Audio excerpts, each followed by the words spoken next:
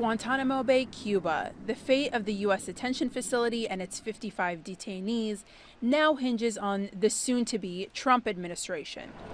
In a reversal of President Barack Obama's pledge to shut down the prison, Donald Trump has promised to load up Guantanamo with more detainees. This morning I watched President Obama talking about Gitmo, right? Guantanamo Bay, which by the way, we are keeping open,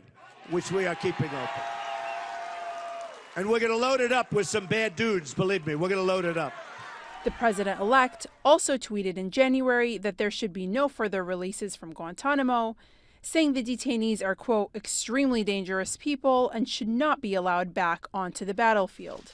Last year, President Obama made a final push to make good on his early promise to close Gitmo. I don't want to pass this problem on to the next president, whoever it is.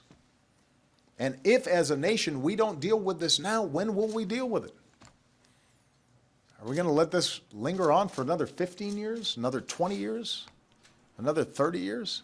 Even as late as October, there were hopeful signs for detainees. There is a very positive atmosphere because there are already at this point in time 20 of the detainees that are approved for release. And they've seen many of the movements of their fellow detainees going off to different countries and transferring. The election of Trump and his rhetoric towards Guantanamo has been of concern for some detainees. Nobody expected President Trump to be elected, either the detainees or the people in the outside world. The detainees were quite agitated and alarmed when he was elected.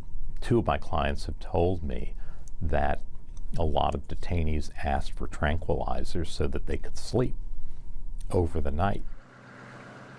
Of nearly 800 accused terrorists detained since 2002 at Gitmo, 55 now remain. The U.S. Congress has rejected any closure plans that would transfer detainees to facilities inside America.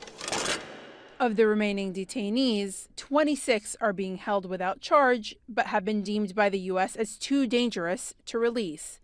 19 have been approved for transfer, 10 face military tribunals, which includes the 5 who are accused of plotting the 9/11 attacks.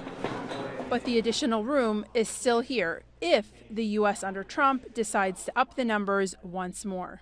We could accommodate several hundred. Right now we have just a few in there. While the fates of the Guantanamo detainees are not entirely clear, early indications are that the Trump administration will take a drastically different approach to the controversial detention facility that lies less than 900 kilometers from the coast of the United States. Yasmin Alamiri, CGTN, Guantanamo Bay, Cuba.